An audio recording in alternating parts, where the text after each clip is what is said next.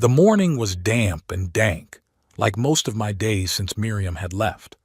77 is the age when every day begins with aches and pains in different parts of your body and ends with thoughts of those who no longer sit beside you at dinner. I, Obadiah Lamb, have gotten used to being alone in this house in Henlopen Acres that Miriam and I bought back in the 80s. It's big, two-story, overlooking the bay, and an area I'm still trying to maintain despite my arthritis. That morning I was making myself oatmeal for breakfast as usual. The TV in the kitchen was broadcasting the local news, the only voice breaking the silence of the house. I was about to sit down at the table when I heard the sound of a car pulling up. I looked out the window and saw my son Ingram's silver SUV. "What the hell?" I muttered to myself. Ingram usually gave me advance notice rather than showing up on my doorstep at 7 in the morning. I stepped out onto the porch, wrapped in an old robe. 4 people got out of the car. My son Ingram, his wife Beatrix, and my grandsons, Terrence and Alwyn. Beatrix immediately took charge of unloading the suitcases, not even bothering to say hello to me. "Daddy!" Ingram smiled strainedly as he climbed the stairs. "We thought we'd come to visit you." "With 6 suitcases?" I nodded at the trunk from which Terrence was pulling another bag. "We plan to stay for a while," Ingram answered, avoiding my gaze. "We're renovating, remember? I told you about it on the phone." I didn't remember anything like that. The last time we'd spoken was 2 weeks ago, and Ingram had only asked about my health and retirement. "How long do you plan to stay?" I asked bluntly. "A couple weeks, maybe a month," Ingram shrugged. "Don't worry, we won't bother you." He patted me on the shoulder and made his way into the house. Beatrix followed him, barely nodding at me, holding a fancy purse and a cell phone. "Hi, Grandpa," Terrence mumbled, walking past with 2 suitcases. "Hello, Grandpa." Alwyn, my granddaughter, at least tried to smile, but she was immediately staring at her phone. I was left standing on the porch, looking out over the bay and thinking that my peaceful life had just ended. It took me about 10 minutes to gather my thoughts and return to the house, which was already filled with other people's voices and smells. In the kitchen, Beatrix was dumping the contents of my refrigerator. "Obadiah, this cheese has been expired for 3 days," she exclaimed, showing me a package of cheddar. "And what is this horrible sausage? It has so many nitrates in it. You could die on the spot." I watched in silence as she threw away the groceries I had bought only 2 days ago. I wanted to say that I had lived to be 77 years old eating what I liked, but I held back. Ingram, meanwhile, was walking around the house, looking around the rooms and talking on the phone. "Papa," he said, coming back into the kitchen, "Beatrix and I will take the master bedroom, will you? You'll be more comfortable on the first floor so you don't have to go up the stairs." I felt something inside me clench. The master bedroom was the room where I'd slept with Miriam for 45 years. There were still her pictures standing there, her books lying around. "I'm quite comfortable in my bedroom," I replied, trying to speak calmly. "I take the stairs every day.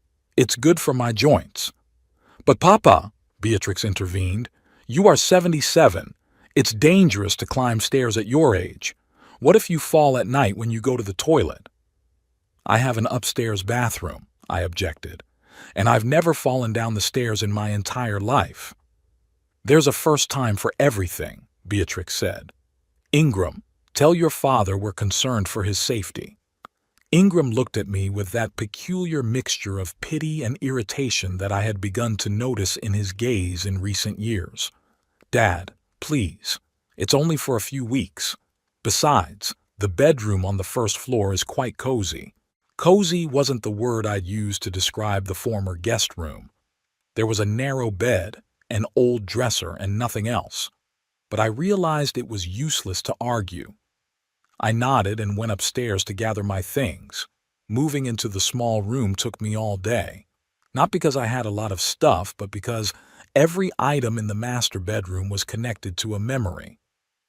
The picture of Miriam and me on the beach in Cape May, our wedding rings in a box on the dresser, her favorite vase that I never put away after she died. By the time I was done that evening, the house no longer looked like the one I'd lived in for the past 40 years.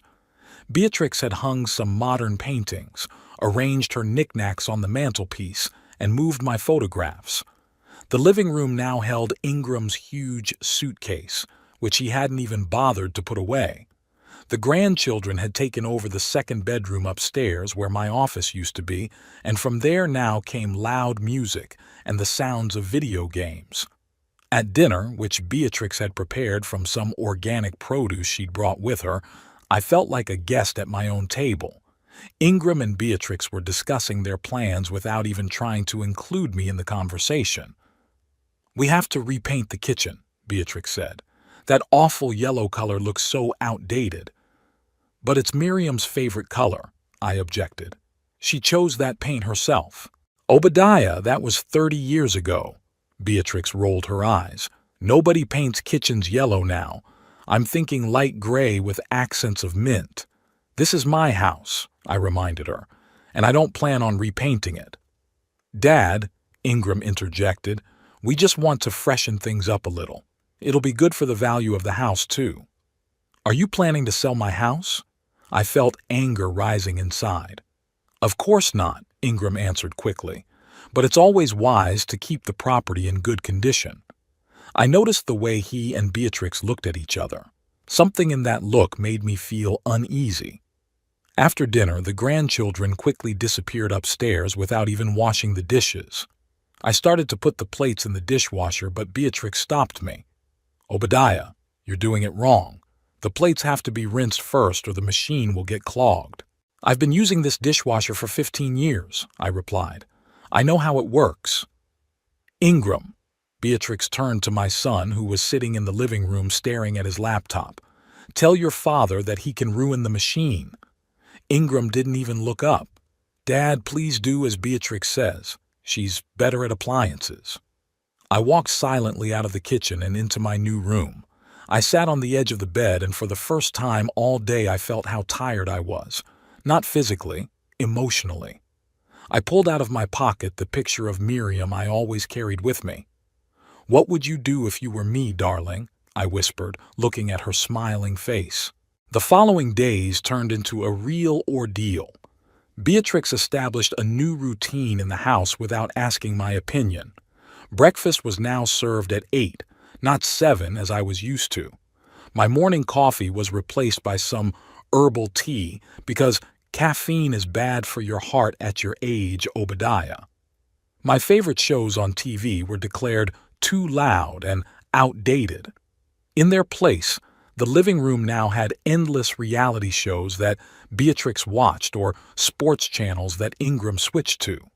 One day I returned from a morning walk and found that my collection of old records, which I had collected all my life, had disappeared from the living room. "Where are my records?" I asked Beatrix, who was arranging some decorative candles on the shelf where my record player used to stand. "Oh, that old junk?" She didn't even turn to me. "I put it away in the garage. They were collecting so much dust and Alwyn's allergic." "It's not junk," I said indignantly. "Some of these records are rare editions. They're worth money." "Obadiah, nobody listens to records these days." She finally looked at me with that condescending smile I hated so much. "If you want music, Terrence can show you how to use Spotify." I left the house and headed for the garage. My records were piled in an old cardboard box, some of the envelopes crumpled. I carefully pulled them out, checking for damage. The first edition of Miles Davis's Kind of Blue that I'd bought back in the 60s, the Ella Fitzgerald albums that Miriam had loved so much, they were all piled carelessly like junk. I took the box to my room and hid it under my bed. At least there Beatrix wouldn't get to them. The grandchildren barely spoke to me. Terrence was constantly busy doing his own thing, either going to job interviews or going out with friends. Alwyn spent most of her time in her room, occasionally coming down to get something from the refrigerator. When I tried to talk to her about college or her plans, she would answer in one-word answers and quickly find an excuse to leave. One day I offered my help when she was working on some project for school. "I can help you with your research," I said. After all, I worked as a postal inspector for 40 years and know a thing or two about organizing information. Alwyn looked at me with that peculiar expression that young people have when they think an old man is hopelessly out of date. "Thanks, Grandpa, but I'll Google it," she replied, and went back to her laptop. A week after they arrived, I discovered that Beatrix had thrown out my old photo albums that I kept in the hall closet. "Why would you do that?" I couldn't believe my eyes when I saw the albums in the trash can in the backyard. "Obadiah, they were taking up too much space and we needed somewhere to store our stuff," she replied, without even apologizing. "Besides, all those old photos can be scanned and stored digitally. It's much more convenient that way." "These albums are my life," I said, pulling them out of the trash. "These are pictures of my parents, of my youth, of Ingram's early years." "Dad," Ingram intervened, who, as usual, showed up when the conflict had already started. "We're just trying to clean up. There's too much things." "Stuff?" I looked at him. "This is my house, and these things are my life. I didn't ask you to clean it up."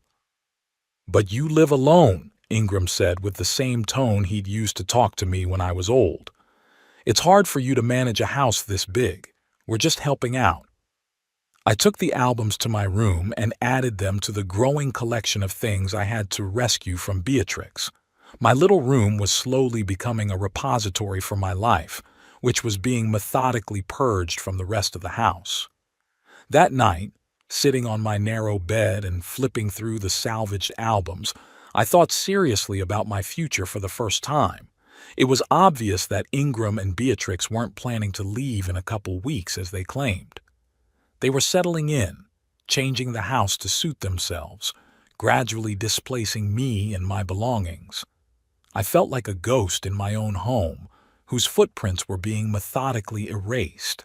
I looked at the picture of Miriam and I standing in front of this house the day we bought it. We were so happy then, full of plans and hopes. We imagined growing old here, sitting on the porch and watching the sunset over the bay. Miriam didn't live to see it. Cancer took her 5 years ago, and now I was in danger of losing the house we loved so much too. I couldn't let that happen. I had to find a way to maintain control of my life before it was too late. Everything changed one rainy Sunday, 2 weeks after my house had become someone else's territory.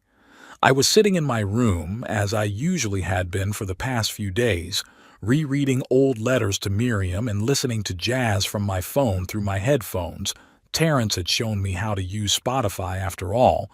It was the only useful thing that had happened these days.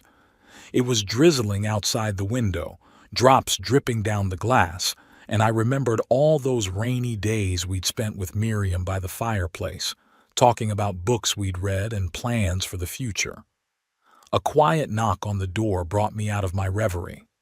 I took off my headphones and invited him in, expecting to see Ingram or Beatrix with another complaint. But Alwyn's head appeared in the doorway. "Grandfather, may I come in?" she asked tentatively. "Of course, come in." I was surprised and pleased. My granddaughter had rarely sought my company since they'd arrived. Alwyn entered and stopped awkwardly in the middle of the room, looking around.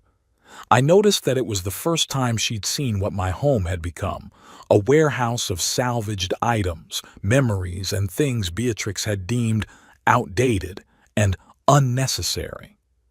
"Wow," she said, looking at the stacks of books, albums, and record boxes. "I can see where all the stuff in the living room went." "Not all of it," I answered. "A lot of it your mother just threw away." Alwyn grimaced and sat on the edge of the bed. "Grandfather, I came to warn you." Something in her voice made me wary. "About what?" "I overheard my parents talking." She lowered her eyes. "Mom's decided her parents are moving here. Grandma Prudence and Grandpa Garth. They're selling their house in Rehoboth Beach." I felt a chill go through me. Even if the house had been twice as big, there wouldn't have been room for this crowd. But it wasn't just about space. Where do they plan to put them? I asked, though I already knew the answer. That's why I came. Alwyn fidgeted with the edge of her t-shirt. Mom and Dad think you'd be better off. Somewhere else. What other place? My voice shook, though I tried to stay calm. A home for the elderly, Alwyn squeezed out. They've already found some place in Lewis and put down a deposit. They say you'll be taken care of by professionals, and you won't have to worry about cooking and cleaning and all that. I felt the anger rising in me in a wave. Ingram and Beatrix were planning to evict me from my own home to make room for her parents. When are they going to tell me about this? I asked, trying to keep my voice steady. Tonight, Alwyn answered. They're waiting for Terrence to come back from his interview. They want the whole family together. Except for me, I suppose. I grinned bitterly. I'm not part of the family anymore, am I? Grandfather, don't say that, Alwyn objected. It's just, they think it's best for everyone. Mom says you can't live alone anymore and they're too busy to take care of you. Look after me. I rose from my chair, feeling a surge of energy from indignation. I've been taking care of myself for 77 years. I worked as a postal inspector for 40 years, raised your father, built this house with your grandmother Miriam. And now they think I'm an incompetent old man who should be put in a nursing home? Alwyn looked startled by my outburst. She'd never seen me in anger before. I took a deep breath, trying to calm myself down. I'm sorry, Alwyn, I said more quietly. I'm grateful you warned me. At least I'll have time to prepare. What are you going to do? She asked anxiously. I don't know yet, I answered honestly. But I'm not going to give up without a fight. In the evening, just as Alwyn had predicted, Ingram called a family council in the living room. I sat in my old chair, the only thing in the room Beatrix couldn't throw away because I refused to get up out of it when she tried to clean it, and watched the faces of my relatives. Ingram looked tense. Beatrix was tapping her foot impatiently on the floor. Terrence was staring at his phone, pretending he wasn't here, and Alwyn was avoiding looking me in the eye. Dad, Ingram began after a long pause, we want to talk to you about the future. My future, I clarified, looking him straight in the eye. Or the future of this house. Ingram hesitated, but Beatrix took the initiative. Obadiah, she said in that tone one uses with a cranky child. We can all see that you are finding it hard to live alone. You forget to take your medication. You don't eat properly. Your house is in a state of disrepair. We're worried about you. Really? I couldn't help but be sarcastic. I thought you were worried about where to put your parents, Beatrix. She flinched, and Ingram cast a quick glance at Alwyn, who shrank back in her seat. Dad, let's be honest, Ingram said. Yes. Beatrix's parents are selling their house and moving closer to us. But that's a separate issue. We're really concerned about your health and safety, so much so that they decided to evict me from my own home. I could feel my hands shaking with anger, but I tried to speak calmly. We found the perfect place, Beatrix interjected. Pine Grove is not just a nursing home, but a real community for active retirees. There's a pool, a library, organized excursions. I knew she was lying. Pine Grove was the cheapest nursing home in the area, with minimal services and a bad reputation. I'd read about it in the local paper. It was constantly understaffed and the building was in need of renovation. I'm not going anywhere, I said firmly. This is my home, and I'm staying here. Dad, be reasonable, Ingram leaned forward. You can't live here alone. And we can't look after you all the time. We have our own lives, work, children. I didn't ask you to look after me, I reminded him. You came here and decided you could run my life, and now you want to get rid of me to make room for Beatrix's parents. Obadiah! Beatrix was outraged. How can you say that? We are only thinking of your welfare. Then leave me alone, I replied. Go away and let me live as I did before you came. That is impossible, Ingram said. We have already decided everything. You're moving to Pine Grove in 3 days. And if I refuse? I straightened in my chair, feeling my heart pounding in my chest. Dad, don't make this harder than it has to be, Ingram sighed. You realize it's inevitable. At your age, sooner or later everyone has to move into a nursing home. It's better to do it now while you're still active enough to get used to the new place. I looked at my son and didn't recognize him. When did he become such a cold, calculating man? Where is the boy I taught to ride his bike, the boy I read books to before bed, the boy I comforted after his first heartbreak? This is my home, I repeated. I'm not going anywhere. If you don't go voluntarily, Beatrix said with ill-concealed irritation, we'll have to get a guardianship. Ingram has already consulted a lawyer. At your age, the testimony of a couple of doctors would be enough to declare you in need of guardianship. I felt a chill go down my spine. They threatened to take away not only my home, but my right to control my own life. Would you do that to your father? I asked Ingram, not believing my ears. He looked away. Dad, don't bring it up. Just agree to move in and everything will be fine. I realized I had lost this fight. They were willing to do anything to evict me, and they had the advantage: youth, legal knowledge, resources.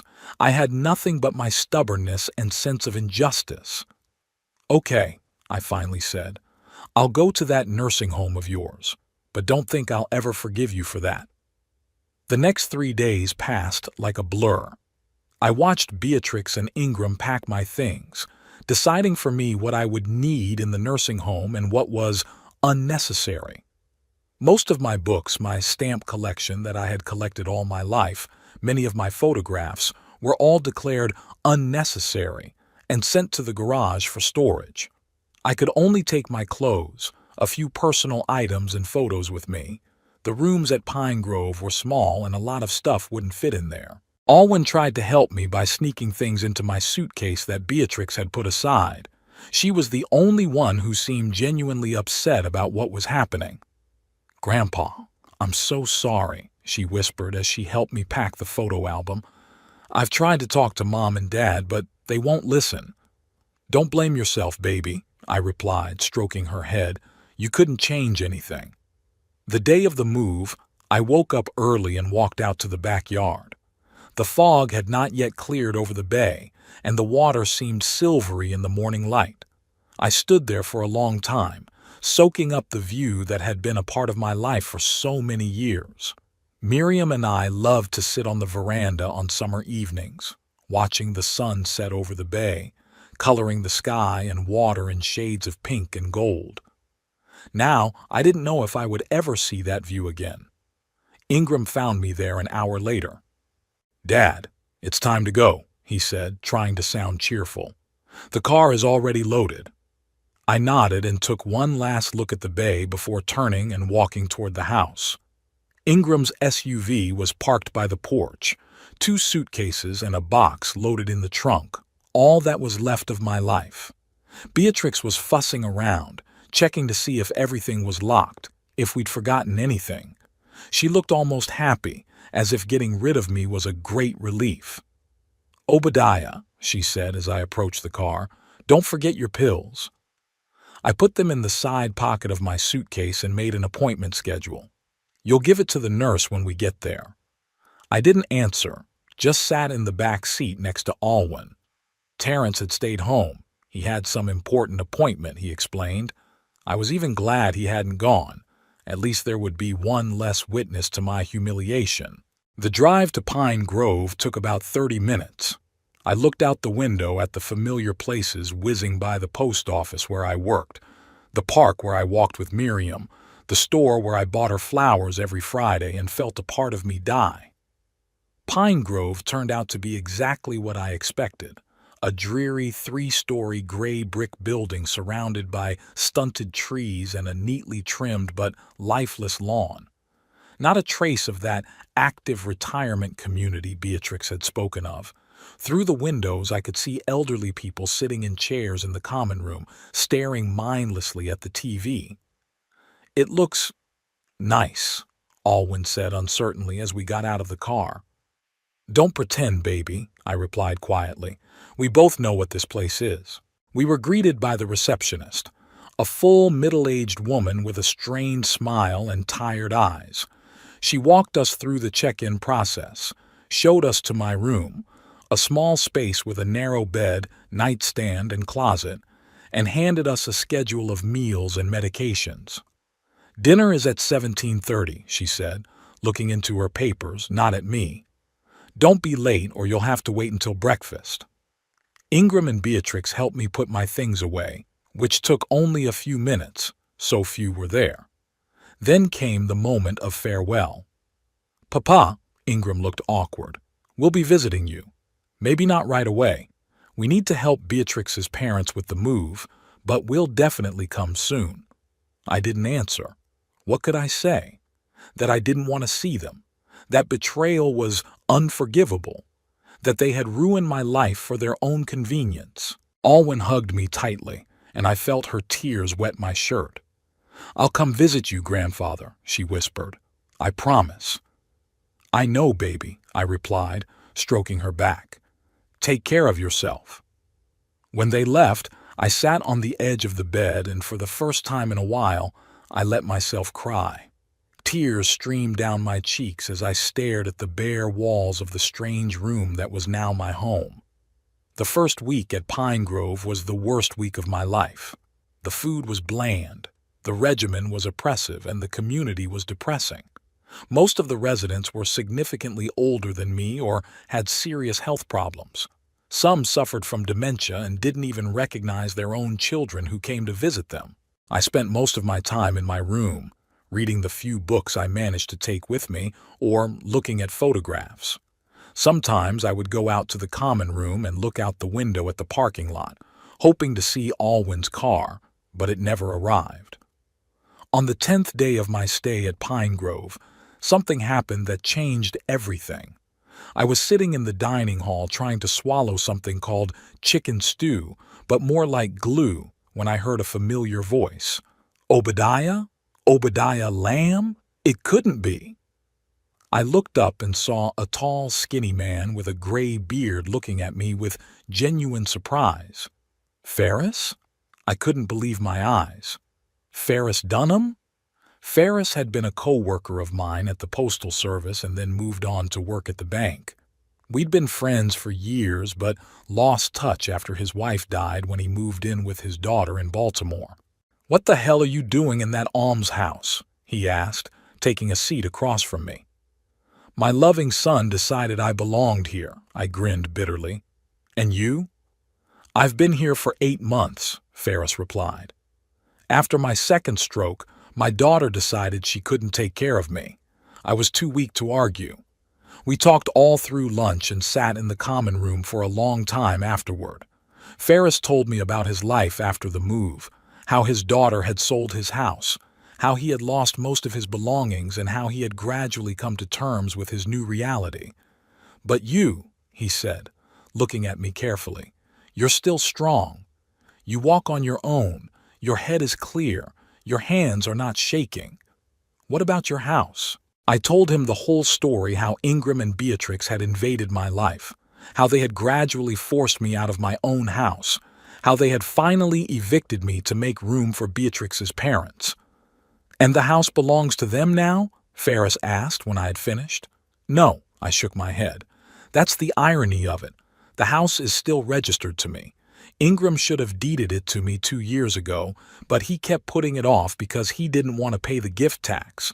Said he'd get around to it, that it was better to wait until until you went to the other side of the world," Ferris said bluntly.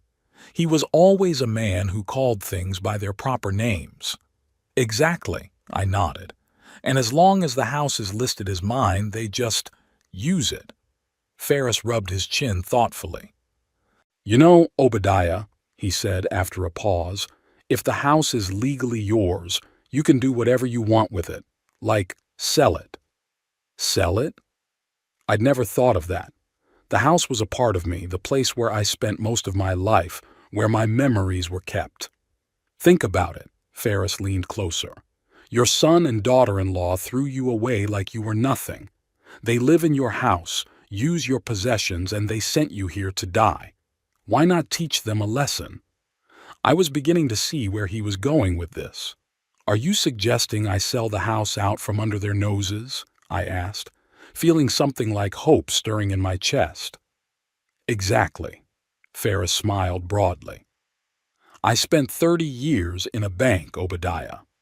I know how these things work. If the house is in your name, you have every right to sell it. They don't even have to know about it until the deal is finalized. I pictured Ingram and Beatrix's faces when they found out they could no longer live in my house. It would be the perfect revenge. But where would I go? I asked. Even if I sell the house, I still need somewhere to live, and there might not be enough money for a new place, given the prices right now. I've thought about that too, Ferris squinted slyly. My nephew has a real estate agency in Lewis. He might be able to help you find a buyer who will agree to let you live in a guest house or an annex. Many rich people are looking for property in Henlopen Acres and are willing to agree to different terms just to get a good house. I could feel a plan starting to form in my head. This could work. I could regain control of my life and at the same time take revenge on those who had betrayed me. Ferris, I said, looking at my old friend with renewed determination, tell me more about this nephew. As promised, Ferris introduced me to his nephew Horace Dunham the very next day. Horace was an energetic man of about 45 with shrewd eyes and a keen gaze that made me think of the sharks I had sometimes seen off the Gulf Coast. He had come to Pine Grove on the pretext of visiting his uncle, and we met in the little garden behind the building where patients did not usually walk for lack of benches and shade. "Uncle Ferris has told me your situation, Mr. Lamb," said Horace, after we had exchanged greetings, "and I think I can help you." "Do you really think anyone would be willing to buy a house with such a encumbrance as I am?" I asked bluntly. I'd been thinking about Ferris's plan all night, and I doubted its feasibility. Horace smiled, showing flawless teeth that were obviously worth a lot of money. "Mr. Lamb, you underestimate the appeal of real estate in Henlopen Acres. Prices there have risen 30% in the last 2 years. A house overlooking the bay? With a lot like that? Believe me, there will be buyers willing to make any kind of offer. But wouldn't my son be able to contest the sale? That was my biggest fear. He lives there. If the house is officially registered in your name, and there are no documents restricting your right to dispose of it, such as a life annuity or a gift with the right to reside, then legally you have every right to sell it.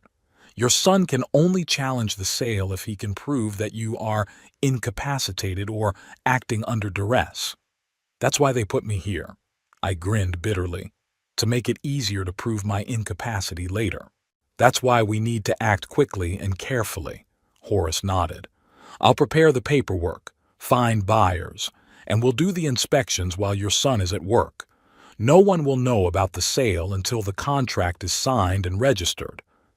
And how would we organize the inspections? I couldn't imagine secretly showing the house to potential buyers while Ingram and Beatrix were at work. "I'm, locked in here." "Do you have keys to the house?" Horace asked. I nodded. When they brought me to Pine Grove, I had put a bunch of keys in my jacket pocket and no one had thought to take them. "That's great. I'll organize day trips for you. Officially, it's part of a socialization program for patients. They take groups to shopping malls, museums, parks. It's common practice in these facilities. I'll make arrangements with the administration to include you in these trips, and I'll be waiting outside in my car." The plan sounded like a spy operation, and part of me couldn't believe that I, a 77-year-old retired postal inspector, was seriously considering such a venture. But the other part, the part that still remembered the humiliation of being banished from my own home, yearned for justice. What if Ingram or Beatrix are home during the inspection? "I always make sure the path is clear beforehand," Horace replied confidently. "It's standard practice in my business. Sometimes I have to sell houses where the spouses are divorcing and one of them doesn't want to sell. Believe me, I know how to handle it delicately. We agreed that Horace would start the paperwork immediately. I needed to provide him with a copy of the property certificate, which, fortunately, I always kept in an envelope along with other important documents in my wallet. The foresight I had developed from years of dealing with postal mail had served me well for the first time in a long time. 3 days later, Horace called me on the Pine Grove phone and informed me that the paperwork was ready. The house was for sale, no address, just neighborhood and features, and there were several interested buyers. "You have your first tour tomorrow, Mr. Lamb," he said. "I've made arrangements with the administration. You'll be marked for a trip to the botanical gardens." "Horace," I lowered my voice, though there was no one else in the room, "aren't you afraid that this is, well, not quite legal? I mean, cheating the administration, secret meetings." "Mr. Lamb," he sounded absolutely certain, "you're a fully capable citizen temporarily residing in a care facility. You have the right to privacy and to manage your property. If the administration thinks you're traveling to look at cacti, but you're instead touring your property with potential buyers, that's your right. No one is keeping you under house arrest." His words gave me confidence. Indeed, I had done nothing illegal. I was simply disposing of my property as I saw fit. The next day I put on my best and only suit, which Beatrix had allowed me to bring with me, and joined a group of elderly people waiting for a bus to go to the botanical gardens. When the bus pulled up, I discreetly separated from the group and made my way to a black sedan parked around the corner of the building. "Nice day for a real estate tour, isn't it?" Horace smiled as he opened the car door in front of me. On the way to my house, Horace told me about the first potential buyer, a middle-aged couple from New York looking for a vacation home. "They're willing to pay a good price, but they want to completely remodel the interior. This means that all of your stuff left in the house will have to be moved out." "Most of my things are already in the garage thanks to Beatrix's efforts," I said bitterly. "Ingram promised they'd keep them for me, but I doubt they'll fulfill that promise." "We could include a clause in the contract about keeping and giving you the personal effects," Horace suggested. "Or we could arrange for removal before the deal is finalized." When we arrived at the house, Horace drove by first, scrutinizing the lot. "Your son's car is gone," he noted, "but there's another car in the driveway." Beatrix must be home, I felt disappointed, or her parents had already moved out. "Let's check it out." Horace pulled out his cell phone and dialed a number. "Hello, this is Clean Stream Plumbing. We've received a request for a plumbing inspection in your neighborhood. Is someone going to be home in the next 2 hours?" He listened to the answer and smiled at me. "I see. Thank you very much. Then we'll come tomorrow." He disconnected. "No one's home. It's a neighbor's car. They left it in your driveway while their own was being repaired." The woman who answered the phone said everyone was gone for the day. Your son at work, your daughter-in-law and her parents at a furniture store in Rehoboth Beach, picking out new bedroom furniture. "For my bedrooms," I clarified, feeling anger rising inside. "Don't worry, they'll be picking out furniture for a whole other house soon." Horace winked and turned the car around. "We have about 3 hours before they get back. More than enough time to look around." A couple from New York. The Websters were waiting for us nearby, at a coffee shop. They were exactly as I'd imagined, groomed, self-assured, with that peculiar expression on their faces that comes from people who are used to getting what they want. Mrs. Webster looked at the house with the meticulousness of a man who is willing to spend a lot of money and wants to get the perfect product for it. "It's not a bad layout, but it's so outdated," she said, running her finger along the kitchen countertop. "We're going to have to completely remodel the kitchen, and the bathrooms too." "The view of the bay is great," Mr. Webster said, looking out the living room window. "And the lot is big enough. We could build a pool." I watched in silence as strangers discussed the future of my home, planning to tear down and rebuild the rooms where most of my life had been spent. It was painful, but also liberating. I began to realize that home is just walls and a roof. Real memories live inside me and no one can take them away or rebuild them. The Websters stayed in the house for about an hour, asking many questions about utilities, the age of the roof, and the condition of the foundation. Horace answered professionally, occasionally turning to me for clarification. At the end of the inspection, Mrs. Webster turned to me. "Mr. Lamb, your agent mentioned that you would like to retain the right to stay in the guest house, but I don't see a guest house here." "It's not here yet," I admitted, "but there's plenty of room on the property to build one." She frowned.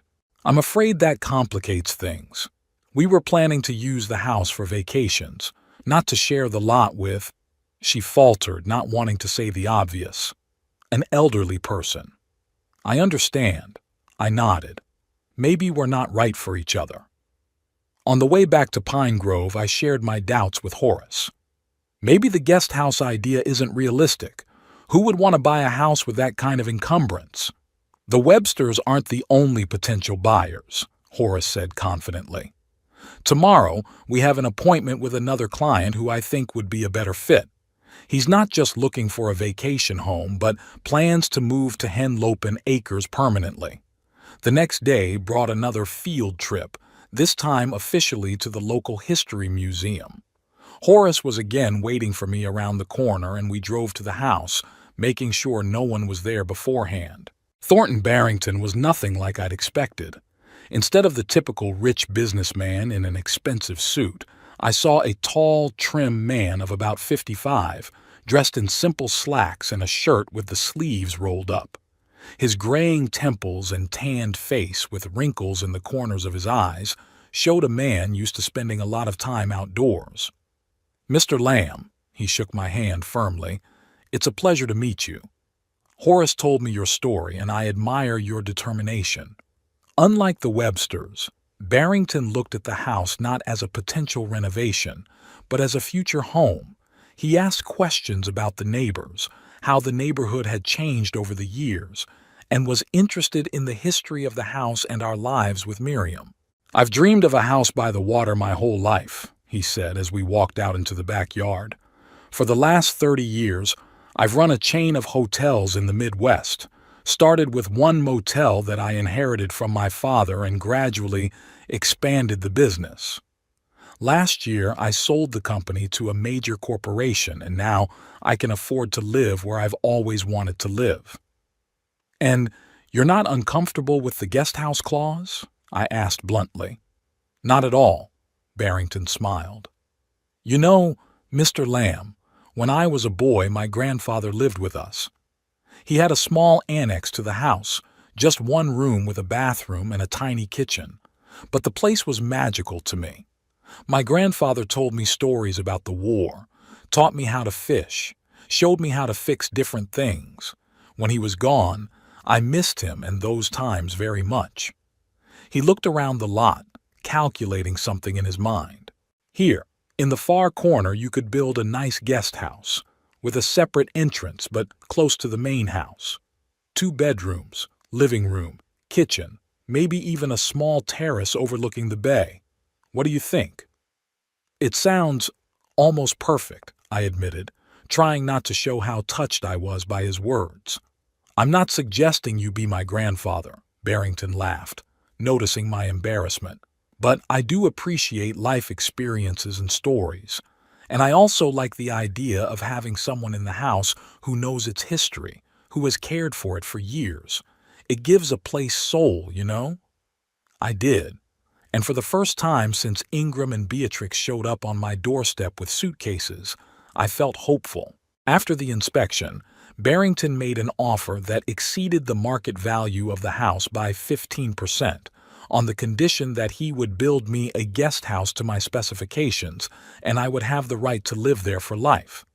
In addition, he insisted on including a clause in the contract to ensure that I have access to all my personal belongings stored in the house and garage until the deal is finalized. "I want it to be fair," he said. "Your son and daughter-in-law have done you an injustice, but I don't want our deal to be marred by any legal disputes in the future." Over the next week, Horace organized several more tours, during which Barrington and I discussed the details of the deal and met with a lawyer who helped draft and review all the documents. Barrington even brought in an architect to discuss the plans for the guest house. "Construction will take about 3 months," the architect said, showing me the preliminary sketches. "But you'll love the result. The house will be completely self-contained with its own heating and air conditioning system, a modern kitchen and a bathroom adapted for your age." I looked at the blueprints and I thought I could see my future, not a dull room in Pine Grove, but a cozy house overlooking the bay where I could spend my remaining years with dignity and comfort. Finally, 2 weeks after our first meeting, all the paperwork was ready. We met at the lawyer's office in Louis, and I signed the purchase agreement. Barrington handed me a check for the down payment, and the rest of the money was to be deposited into my account after the transaction was recorded. "Congratulations, Mr. Lamb," said the lawyer, shaking my hand. "The deal will be registered within 3 working days. After that, the house will officially become Mr. Barrington's property." "What about my son and his family?" I asked. "Would they have to move out?" "According to the law, the new owner can demand to vacate the premises within 30 days after the registration of the transaction," the lawyer replied. "But that's at Mr. Barrington's discretion." "I think 30 days is a fair time limit," Barrington nodded. "That's enough time to find a new place to live." When we left the office, I felt a strange relief mixed with anxiety. The plan had worked. I'd sold the house, secured my future, and taught Ingram and Beatrix a lesson. But how would they react when they found out? What will I tell them when I meet them? "Don't worry, Mr. Lamb," said Barrington, as if he had read my thoughts. "I'll be there when you tell them the news. Together we can handle any reaction." "Thank you, Mr. Barrington," I thanked him sincerely, "for everything." "Please call me Thornton," he smiled. "After all, we'll be neighbors now." On the drive back to Pine Grove, I looked out the window at the passing scenery and thought about how dramatically my life had changed in those 2 weeks. I had gone from a rejected, humiliated old man to a man in control of his own destiny. I sold the house that had become my prison and secured a new future for myself. All thanks to a chance meeting with Ferris and his nephew. As Horace dropped me off at the Pine Grove, I noticed Ingram's car in the parking lot. My heart skipped a beat. Had he really found out about the sale? But that was impossible. The paperwork hadn't been filed yet. "Horace," I pointed to the car, "that's my son." "Don't worry," he reassured me. "Most likely, it's a normal visit. Maybe he finally decided to visit you, like he promised." I nodded, though I didn't believe it. Ingram hadn't visited me once since he'd placed me in Pine Grove. Even Alwyn, who had promised to visit, hadn't shown up. "What should I tell him?" I asked, feeling uncertain. "Nothing yet," Horace advised. "The deal has not yet been registered.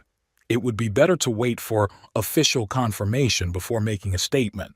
Mr. Barrington and I will come to pick you up in 3 days when it's done." I walked into the building, preparing for my meeting with my son and not knowing what it would bring. But there was a certainty inside me.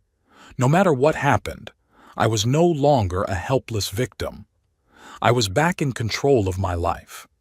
Ingram did come to visit me, though visit is too loud a word for what actually happened. He spent less than half an hour at Pine Grove, mostly complaining about work and asking me how I was feeling like I was dying. Not a word about when I would be taken home, not a hint that my exile might ever end. Before he left, he mentioned, as if, by the way, Dad, we're having a little celebration this Saturday. It's the birthday of Beatrix's father, Garth. He's turning 75. "And you're having the party at my house?" I couldn't contain the bitterness in my voice. Ingram frowned, as if my words had caught him off guard. "Well, technically it's still your house, yes, but you don't mind, do you? After all, we live there, and Beatrix's parents are there now, too." "Already moved in?" I knew the answer, but I wanted to hear it from him. "Yes, last week." He looked a little guilty, but quickly pulled himself together. They sold their house in Rehoboth Beach and are now living with us. We remodeled the rooms upstairs a bit. I hope you don't mind. I thought about the papers I had signed 3 days ago, the check that was in Horace's safe, the plans for the guest house that the architect had shown me. All these were my secrets, my little revenge for betrayal, and the moment to reveal it was at hand. I don't mind, I lied with a smile. It's a big house with plenty of room for everyone. Ingram relaxed visibly, clearly relieved by my sudden compliance. That's good. I knew you'd understand. It's only temporary until he stammered, not wanting to be finalized. He stammered, not wanting to finish the sentence. Until you can find me a better place than Pine Grove, I suggested, keeping my tone friendly. Exactly, he nodded, not recognizing the irony. Beatrix and I are looking at better options. Pine Grove is certainly not the place where you should be spending your... He paused again. The rest of my days? I prompted. I meant to say the near future. Ingram smiled awkwardly. When he left, I sat at the window for a long time looking out at the parking lot and thinking about the upcoming Saturday. Horace had promised that the paperwork would be filed by Friday, and Thornton and I had planned a visit on Saturday morning.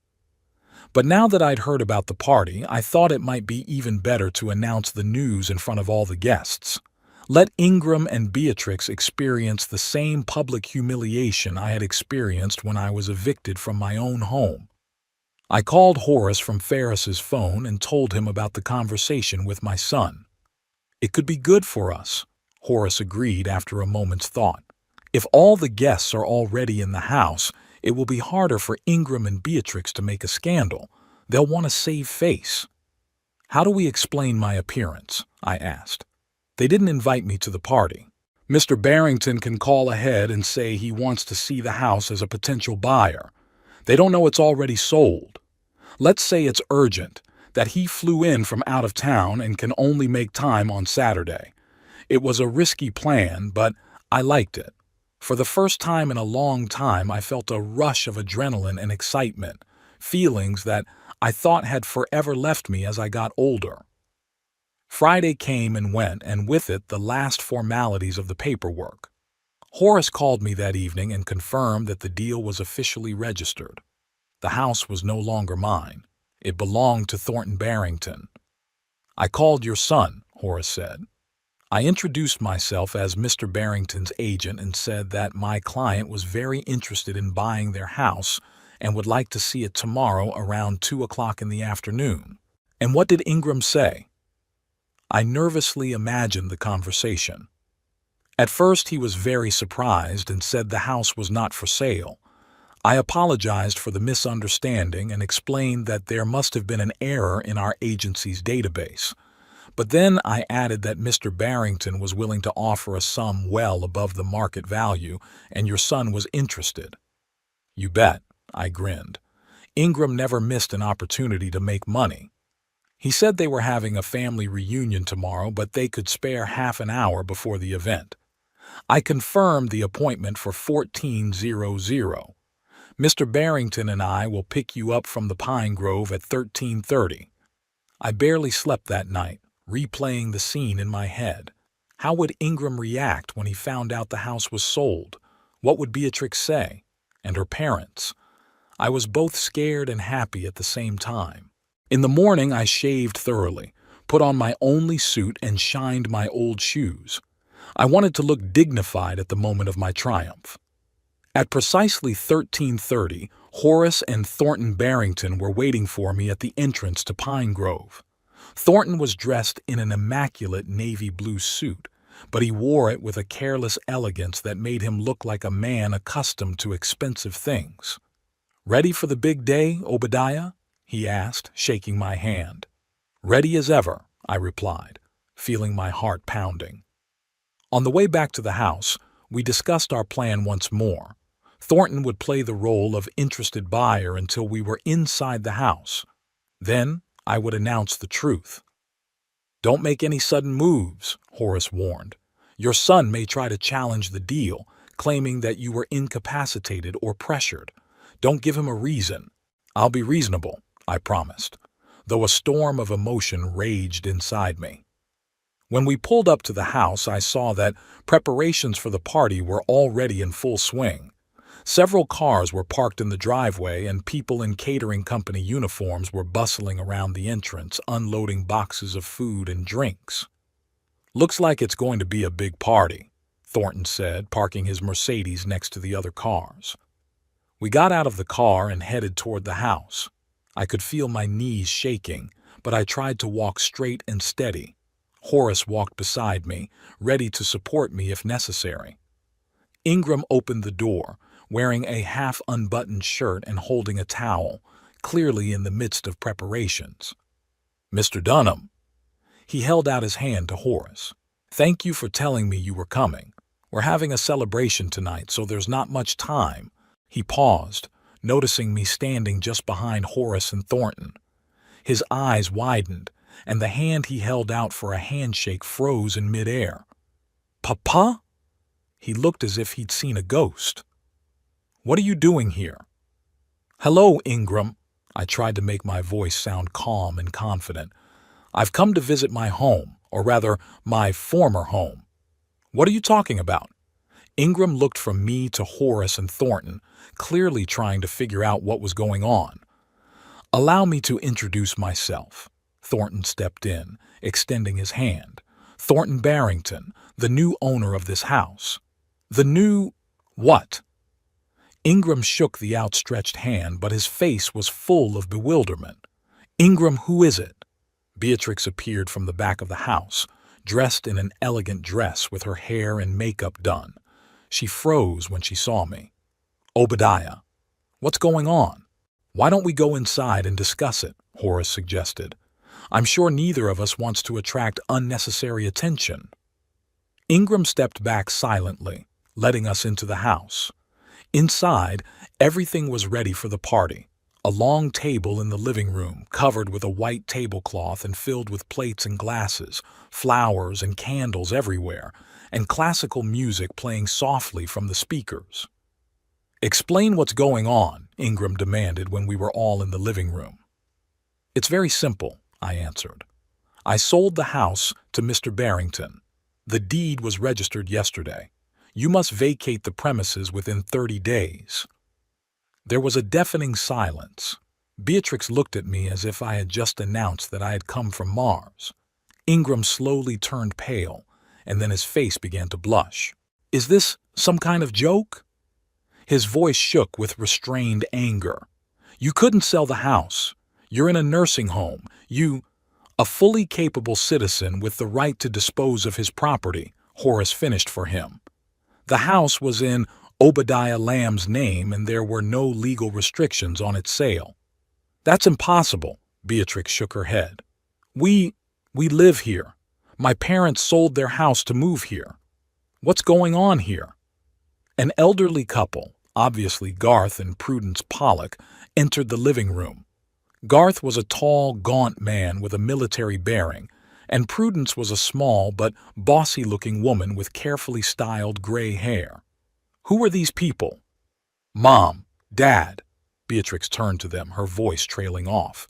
"This is Obadiah, Ingram's father. He says he sold the house." "Sold it?" Prudence looked at me in disbelief. "How could he sell the house while he was in a nursing home?" "Through a realtor, like they usually sell houses," I replied, not holding back on the sarcasm. "Look," Ingram tried to pull himself together. "There must have been a misunderstanding. My father, he doesn't quite know what he's doing. He's old. He has moments of confusion. Moments of confusion." "Stop it, Ingram." My voice was firmer than I expected. "You know perfectly well that I am of sound mind. You and Beatrix evicted me from my home to put her parents here. You sent me to Pine Grove, a place that looks more like a warehouse for unwanted old people than a decent place to live. You didn't even visit me except once when you needed to report on a party, which I wasn't invited to, by the way. We were going to get you out of there," Ingram objected. "I just needed some time to get settled to help Beatrix's parents." "Don't lie to me," I shook my head. You never planned to take me away. I became an inconvenience and you got rid of me. That's outrageous, Prudence intervened. Ingram, you said your father agreed to move into a nursing home because he needed care. He agreed. Ingram glared at me angrily. And now he's getting revenge. I'm not taking revenge, I countered. I just regained control of my life. Mr. Barrington offered me a good price for the house and agreed to build me a guest house on the property where I could live. I'll no longer rot in Pine Grove, and I'll no longer be at your mercy. A guest house? Beatrix interjected, then turned to Thornton. Are you seriously going to build a cabin for him and let him live on your property? Absolutely, Thornton nodded. That was one of the terms of the deal, and I fully support it. Obadiah deserves a decent life in a place he loves. This is insane, Ingram shook his head. The deal cannot be legal. My father was in a care facility. He could not make such decisions on his own. Here's a copy of the purchase agreement. Horace pulled a folder of documents out of his briefcase. And here's an extract from the registry, confirming the registration of the transaction. It's all perfectly legal. Obadiah was declared fully capable by an independent doctor before signing the papers. Ingram grabbed the papers and began frantically going through them as if he hoped to find some mistake or loophole. It's impossible, he mumbled. How could you? At that moment, the doorbell rang. Beatrix shuddered and looked at her watch. My God, it's the guests. They are beginning to arrive, and we have here this. Maybe we should cancel the party, suggested Garth, who had been silent until now, watching the drama unfold. Cancel it. Prudence looked as if he had suggested something obscene. Impossible. Everyone is on their way. The food is ordered. The musicians are paid for. Then you'll have to host and pretend everything's all right, I said. Mr. Barrington and I won't spoil your party. We just wanted to tell you the news in person and discuss the timeline for vacating the house. Vacating the house? Beatrix raised her voice. You want to evict us? Your son, your grandchildren? Where would we go? The same place you sent me, I answered calmly. You'll find a place to live that suits your abilities. You have 30 days, much more time than you gave me to pack. The doorbell rang again, more insistently. Beatrix gave me a searing look and went to open the door. We're going to contest this deal, Ingram hissed when she came out. You couldn't have made those decisions on your own. You were placed in a care facility because of your condition. What condition, Ingram? I looked him straight in the eye. You know yourself that I was perfectly healthy when you sent me to Pine Grove. My only condition is that I was a hindrance to your plans. The first guests entered the living room, an elderly couple I didn't know. They stopped in the doorway, clearly sensing the tension in the room. Is this a bad time? The man asked uncertainly. No, come in. Beatrix returned to the living room with a strained smile. We were just discussing family matters. Meet Ingram's father, Obadiah, and his friends. Business associates, Thornton corrected, nodding politely. The next half hour passed in a strange, tense atmosphere. The guests kept arriving. Beatrix and Ingram tried to pretend that everything was all right, but their fake smiles and nervous glances betrayed the true state of affairs. Prudence was whispering arguments with Garth in the corner of the room, occasionally throwing angry glances at me. I watched it all with a feeling close to satisfaction, not gloating, no more like relief that justice had finally been served. They had thrown me out of my life as a waste, and now they were facing the same uncertainty themselves. Finally, when there were about 20 guests in the house, Thornton came to me. I think our message has been delivered, he said quietly. Shall we leave them to digest the news? I nodded, feeling suddenly tired. The emotional strain of the last few hours had taken its toll. Thornton, Horace, and I headed for the exit. Ingram intercepted us at the door. This isn't over, he said, lowering his voice so the guests wouldn't hear. I will fight for this house. You can't just throw us out on the street." "I'm not throwing you out on the street," I replied calmly. "You have 30 days to find a new place to live. And unlike you, I'm not forbidding you to take all your things."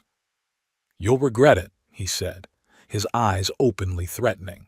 "I've already regretted a lot of things, Ingram," I said, feeling my heart clench. "I regretted not seeing the man you'd become. I regret letting you and Beatrix manipulate me. But I will never regret taking back control of my life." I left the house without looking back. Thornton and Horace followed me. When we got into the car, I finally let myself breathe. "Are you all right, Obadiah?" Thornton asked, looking at me with concern. "Yes," I replied, surprised at how truthful my answer was. "I'm fine." For the first time in a long time, I was really okay. As we drove away from the house, I saw Ingram standing on the porch in the rearview mirror, staring after us. His face was contorted with anger, but behind that anger I could see fear, the fear of a man who had suddenly lost control of the situation and didn't know what to do next. It was exactly the feeling I had experienced when they had taken me to Pine Grove. And while I didn't consider myself a vengeful person, I couldn't help but recognize that in that moment the circle had closed. "Where to now?" Horace asked, pulling out onto the main road. "To Pine Grove," I replied. "I have to pack. And then I'll be waiting for my new house to be ready." "Don't worry about the timing," Thornton said. "I've already contacted the contractors. We'll start building the guest house next week. In the meantime, you can move into the hotel at my expense, of course." "Thank you," I looked at him gratefully, "for everything." As we drove back to Pine Grove, I thought about the look on Ingram and Beatrix's face when they found out the house had been sold, about the panic in Prudence's eyes when she realized they would have to move again, about the ruined holiday they had planned in my, now former, home. I didn't feel schadenfreude, no, but I felt satisfaction that I had done them justice. They wanted to get rid of me, write me off, forget me. But I had shown them that I was still a force to be reckoned with. A new chapter of my life was ahead, in a small but private house, overlooking the bay I loved so much. No neglect, no humiliation, no having to obey other people's rules. I smiled at my thoughts. Perhaps 77 years isn't so long when there is so much to live for ahead.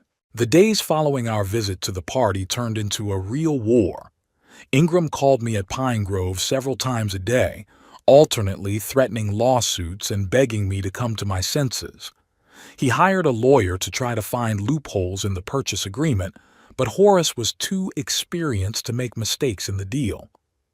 "Dad, you don't realize what you're doing," Ingram said during one of the calls.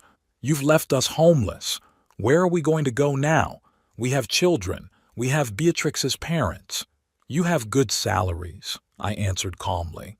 "You can rent an apartment or a house like millions of other people do." "But the house was practically ours," he sounded indignant. "You promised to leave it to us as an inheritance." That phrase opened my eyes to the real reason for his anger.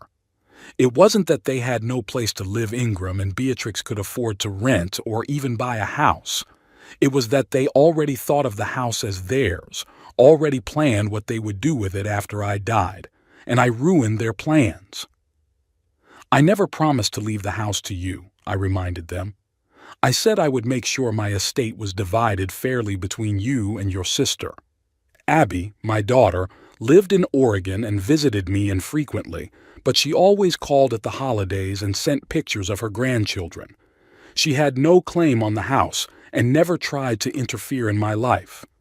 I decided long ago that she would get an equal share of my inheritance, although Ingram always felt he should get more since he took care of me. "Abby doesn't even visit you," Ingram exclaimed. "She lives on the other side of the country and comes once every 5 years. "At least she didn't send me to a nursing home to make room for her family," I countered. After that conversation, Ingram changed tactics. 2 days later, Beatrix and her grandchildren arrived at Pine Grove. Terrence looked annoyed and showed he'd been forced to come, but Alwyn seemed genuinely happy to see me. "Grandpa," she hugged me when we met in the common room, "I missed you so much." "I missed you too, baby," I replied, touched by her warmth. "How are you doing in college?" "I'm good," she smiled. "I got an excellent grade on my economics project. You know I'm studying finance, right? I didn't know that. In all the time I lived with them, no one had ever mentioned that Alwyn was studying finance." Beatrix sat next to me, smiling strangely and occasionally intervening with awkward compliments. "Obadiah, you look beautiful. This nursing home is clearly doing you good. It has such a cozy atmosphere." She looked around the dreary common room of the Pine Grove as if she were in a five-star resort. "Don't pretend, Beatrix," I said bluntly. "We both know this place is awful. That's why I'm so glad I'm moving out of here soon." "About that," she lowered her voice and leaned closer, "Ingram and I have been thinking. Maybe you should renegotiate with this Mr. Barrington. We could buy the house back as soon as we find the funds. In the meantime, you could come home and live with us like you used to." I could hardly contain my laughter. Like before. That meant in a small room on the first floor with no say in the matter, with constant humiliation and complaints. "Thank you, but I prefer my new plan," I replied. "They've already started building the guest house. It will be ready in 2.5 months." 2.5 months? Beatrix sounded disbelieving. "And where will you live in the meantime?" "Thornton rented me an apartment in Louis." I couldn't help but smile at the shocked look on her face. "Overlooking the ocean. I'm moving in tomorrow." "But, that's crazy," she exclaimed. "Living alone at that age. What if you get sick? What if you fall? Who will take care of you?" "I've hired a nurse who will come twice a week," I answered. "And the rest of the time I am quite capable of taking care of myself. I am not an invalid, Beatrix, despite your attempts to convince everyone otherwise." Beatrix pressed her lips together but said nothing. Alwyn watched us with interest, clearly trying to understand the dynamics of the relationship. "Grandfather," she said after a pause, "can I visit you in your new apartment? I could come up on the weekends, help you get settled in." "Sure, baby." I was touched by her offer. "You're always welcome." Beatrix gave her daughter a disapproving look, but she kept silent. The rest of the visit passed in strained politeness. As they were leaving, Alwyn hugged me again and whispered in my ear, "I'm glad you won't be living in that horrible place anymore, Grandpa." The next day I moved into the apartment Thornton had rented for me. It was a spacious one-bedroom apartment in a new building on Lewes Quay, with large windows, a modern kitchen, and most importantly, no stairs or thresholds, the perfect place for an elderly person. When I walked in there for the first time, I was struck by the feeling of freedom and spaciousness after the cramped room at Pine Grove. I could cook what I wanted, watch TV when I wanted, shower without waiting in line, and sleep without having to listen to my neighbors snoring behind a thin wall. Thornton had taken care of everything. The apartment was fully furnished. There was food in the refrigerator, and on the table was a folder of documents, a contract with a caregiver, a schedule of doctor's appointments, emergency numbers, and, what surprised me the most, a plan for investing the money from the sale of the house. "I took the liberty of bringing in my financial advisor," Thornton explained when he arrived to check on me. "He put together several investment portfolio options based on your needs and wants. Nothing risky, mostly safe bonds and dividend stocks, but the income would be steady, more than enough to live comfortably." I was struck by his concern. Thornton didn't treat me as a burden or a second-class person because of my age, but as an equal whose opinions and desires mattered. A week after I moved in, I met with a financial advisor, a young woman named Laurel, who patiently explained various investment strategies to me without using the patronizing tone often used with older people. "Mr. Lamb, with the amount from the sale of the house and your current savings, You can afford a very comfortable lifestyle, she said, showing me charts and tables. If we put the bulk of the money in this portfolio, you'd be earning 3 times your current expenses each month, and that's without taking into account your pension. As I listened to her, a sense of wonder and joy grew inside. All my life I had been a frugal person, saving money, rarely spoiling myself. Now, at the age of 77, I'm suddenly rich? What am I supposed to do with this money? I asked, looking at the impressive numbers. Laurel smiled. Anything you want, Mr. Lamb. Travel, pursue hobbies, help your grandchildren with their studies, buy things you've always wanted but thought were too expensive. Live life to the fullest. Living life to the fullest, the phrase stuck in my head. Wasn't that what I'd been deprived of all these years since Miriam's death? Hadn't I become a shadow of myself, existing day after day without real purpose or joy? That same evening, I sat down and made a list of things I had always wanted to do, but had put off for lack of money, time, or courage. A trip to Europe, where Miriam and I had always dreamed of visiting, a cruise in the Caribbean, photography courses. I've always loved photography, but never learned it professionally. A new closet. My suits went out of style a long time ago. A visit to a good restaurant at least once a week. Miriam always said that life is too short not to spoil yourself with a good meal. Looking at this list made me feel alive for the first time in a long time.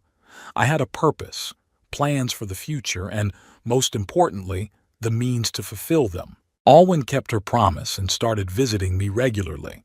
She came every Saturday and we spent time together, walking along the promenade, eating lunch in cafes, sometimes just sitting on the balcony and talking.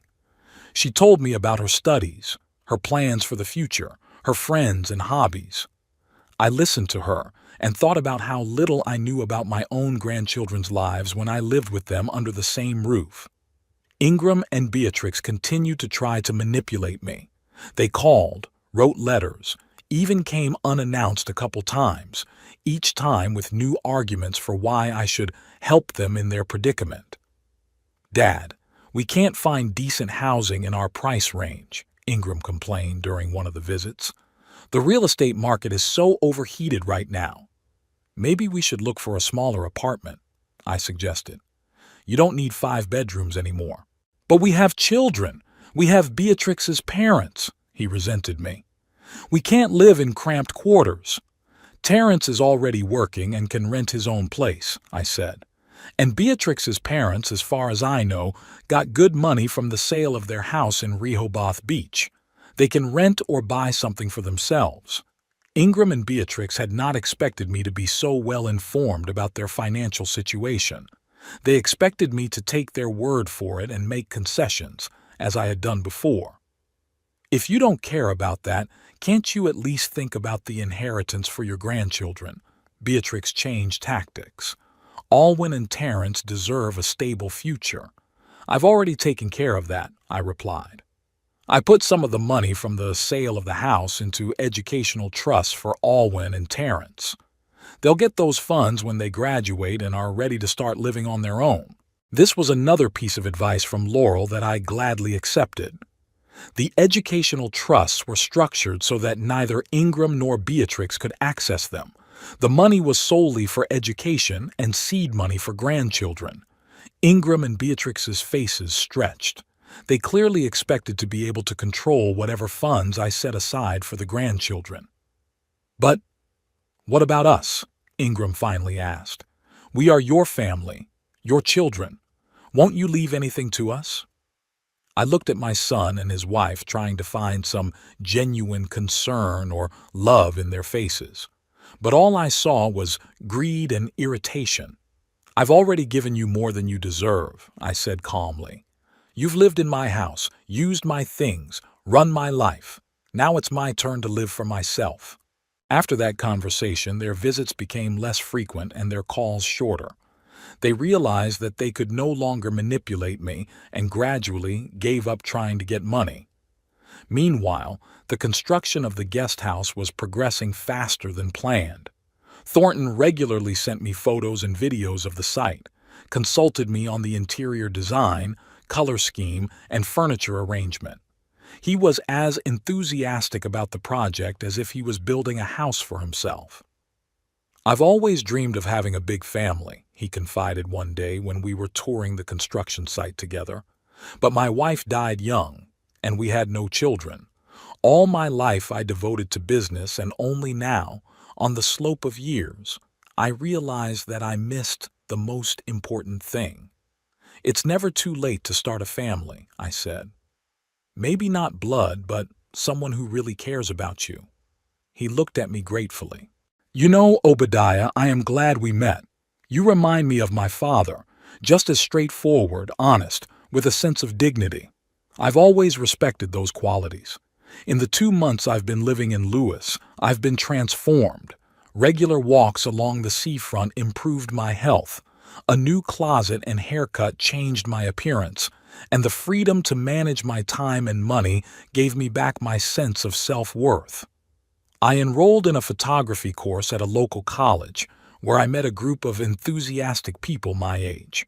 We often went on photo shoots, capturing sunrises over the ocean, Lew's architecture, and shorebirds.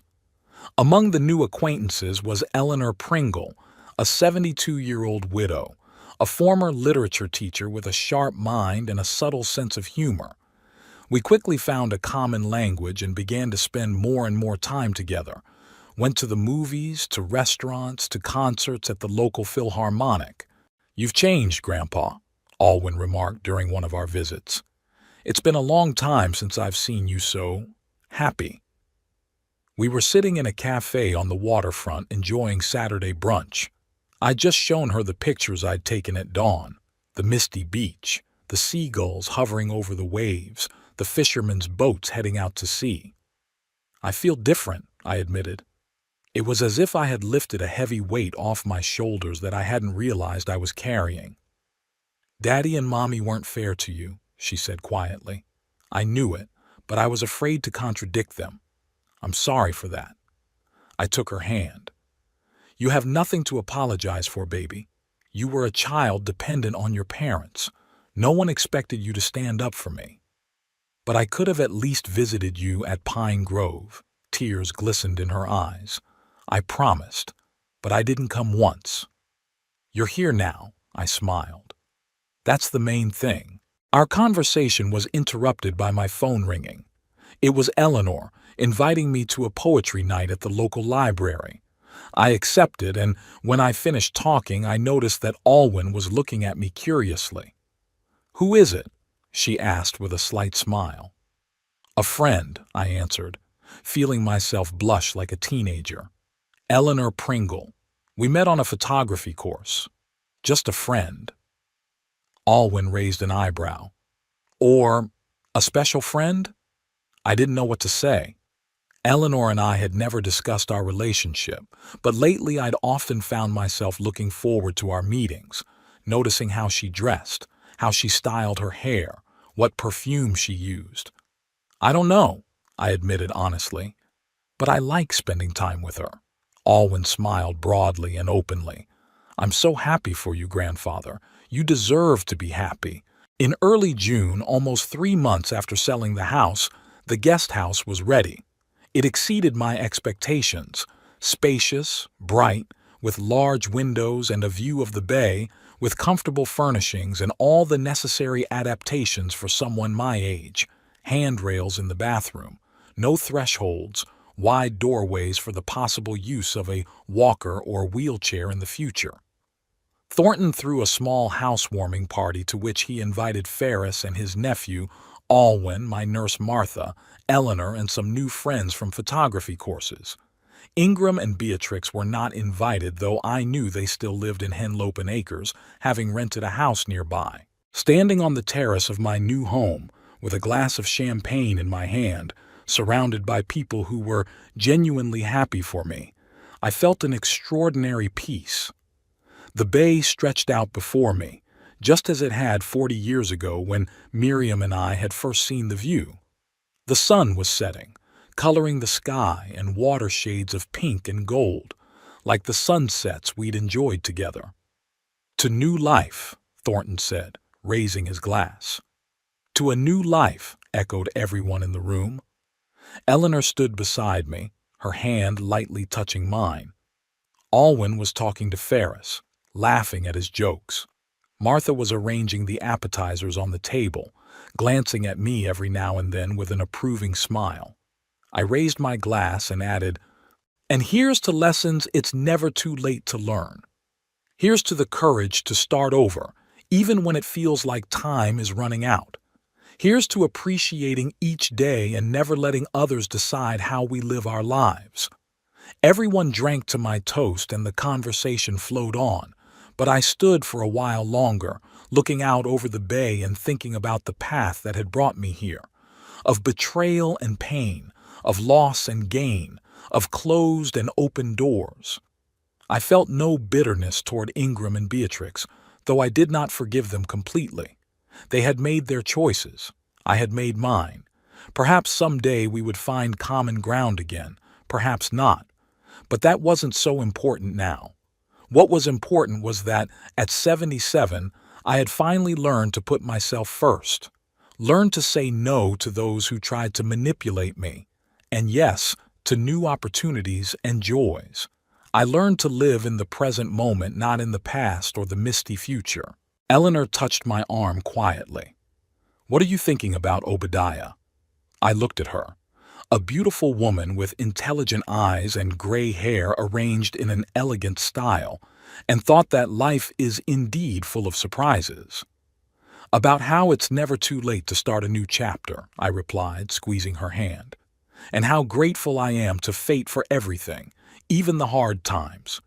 They've brought me here, to this moment, and you know what? I wouldn't trade it for anything else." We stood side by side watching the sunset over the bay, and I felt like I'd finally found what I'd been looking for all my life. Not just a home, but a sense of belonging. Not just comfort, but true freedom. Freedom to be myself, freedom to choose my path, freedom to savor every moment that life has to offer. And in this freedom, in this sense of peace and tranquility, I finally found my happiness. Not in great achievements or material values, but in simple joys. In the laughter of friends, in the touch of a hand, in the rays of sunset over the water, in the knowledge that tomorrow will be a new day full of opportunities. And this day will belong only to me.